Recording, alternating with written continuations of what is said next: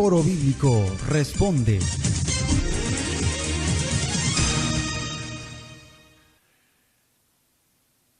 Tocamos ahora un tema muy delicado, por decirlo menos, conflictivo, que es el tema del diezmo. Me preguntan aquí si podría explicar más ampliamente acerca del diezmo. Yo me referí brevemente durante la presentación del primer foro bíblico acerca de este conflictivo tema. Y en realidad no quiero hoy dedicarle más tiempo que el indispensable. El diezmo, el pago de los diezmos, es un requisito de la ley. Nosotros estamos realizando un estudio bíblico bastante completo que posiblemente saldrá dentro de los próximos 60 días, que trata el diezmo a la luz de los problemas tan graves que está trayendo a la Iglesia del Señor en el día de hoy, actualmente. Tratamos el diezmo como algo contrario a la gracia de Dios. De hecho, el título del estudio es El pecado del diezmo. De manera que ya no es una cuestión solamente de quien lo pide o lo exige, como hay algunos que lo exigen, Hay muchas personas que tienen el dedo afiladísimo y apuntan así y dicen, malditos sois con maldición. Y eso no está en la Biblia, no está escrito ese versículo así en la Biblia. Tomen ustedes la Biblia textual, que se las estamos dando gratuitamente, y lean ustedes allí en el profeta Malaquías y verán que eso está muy mal traducido y fue alterado el texto por los masoretas, por los shoferim, que son los escribas, es lo mismo. Eso no está en la Biblia. Entonces, eso es lo primero. Segundo, el tema de los diezmos, desde el punto de vista de Israel, que es el único punto que se tiene que ver desde la ley de Dios que está en Levítico, esto y en Deuteronomio, esto ustedes lo pueden ver que no era cuestión de dinero, sino más bien de especies. El diezmo se daba en especie y lo daban los terratenientes, no lo daban los asalariados, porque no podían dar un diezmo de que de un rebaño iban a dar, y si no tenían rebaño, ¿cómo iban a dar el diezmo de un rebaño? O cómo podían dar el diezmo de una cosecha de cebada o de trigo, pues si no tenían campos. Obviamente que esto era para la gente pudiente, la gente que tenía este pago como, ¿cómo le puedo decir yo? Como una especie de IVA. Recordemos que es el del tiempo donde el pueblo de Israel estaba comandado por Dios directamente, una nación teocrática, y entonces esto pues se ajustaba a todas las leyes económicas que tenía, como la redención de la tierra después de creo que eran siete jubileos. Entonces cuando la tierra cumplía 49 años había que devolverla. Esto no era una cuestión de una propiedad inmobiliaria para siempre, ¿no?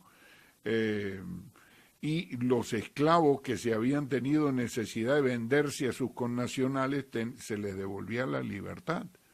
Entonces, a los 7 años, no a los 49 años. Entonces, había 3 diezmos en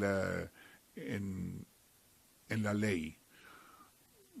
Y estos diezmos eran en realidad el que se tenía que disfrutar y comer, el que lo pagaba. ¿A quién se lo pagaba? Pues a él mismo. Él iba y disfrutaba con su familia de todas aquellas bendiciones que había recibido de parte de Dios. Por ejemplo, el caso de Elcaná con sus 2 esposas, la madre de Samuel.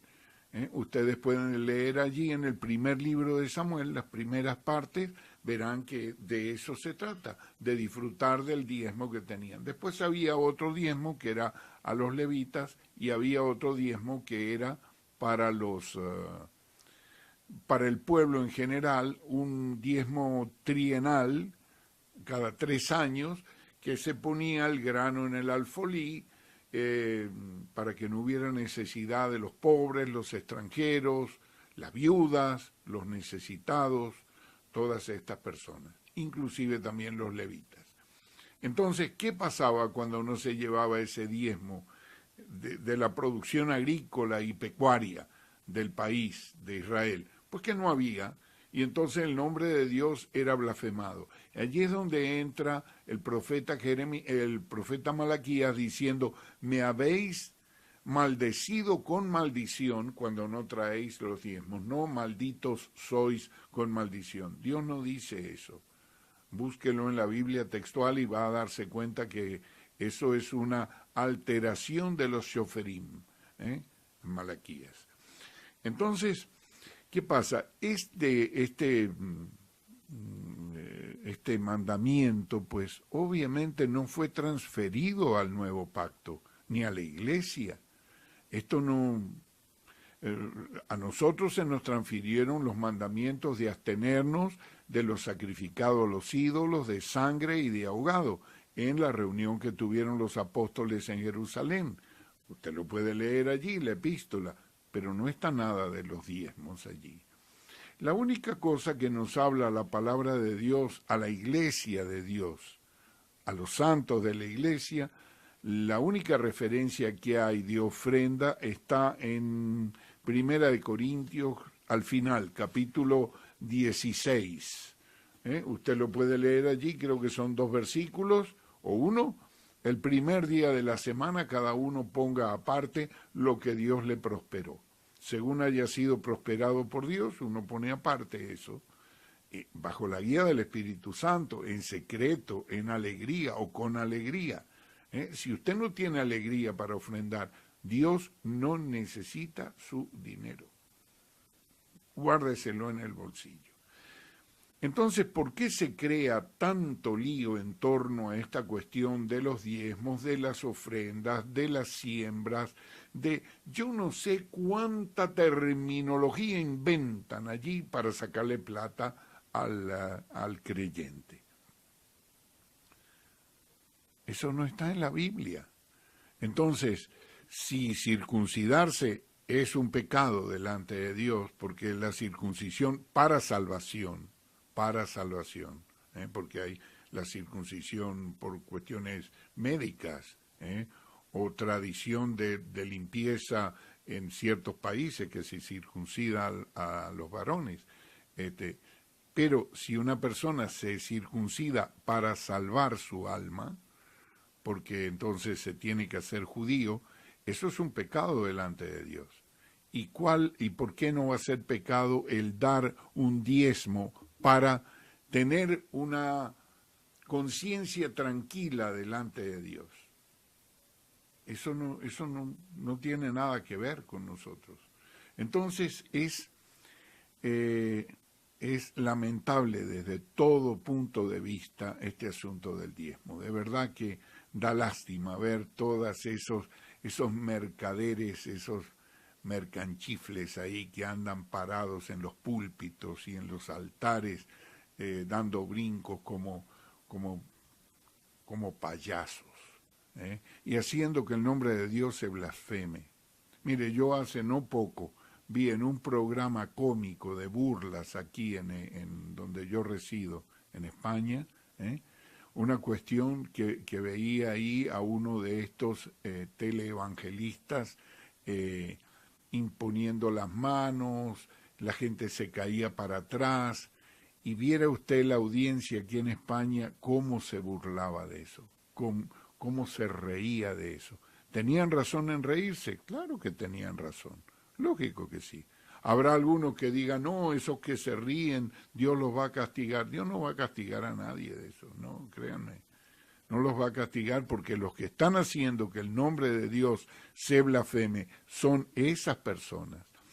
no solamente los que imponen la mano, no solamente los que piden diezmos, ofrendas y siembras y todas esas cosas, y plata, y plata, y plata, y más dinero, no solamente esos, sino los que la dan también. ¿Por qué usted da? ¿Por qué tiene que dar diezmo si no está en la Biblia, en el nuevo pacto, en donde usted está ubicado, en la gracia de Dios? Lo único que dice es que ore a Dios y dé conforme Dios le ha prosperado. Eso es todo. Y entonces, y fíjese también a dónde lo da. Porque, óigame, es muy triste estar pagando sueldos y viajes en avión en primera clase o en clase normal, o vehículos o carreras universitarias.